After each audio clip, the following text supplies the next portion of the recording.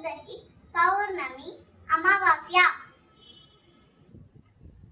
తెలుగు తిథులు పాడ్యమి, ద్వితీయ, తదియ, చవితి, పంచమి, షష్ఠి.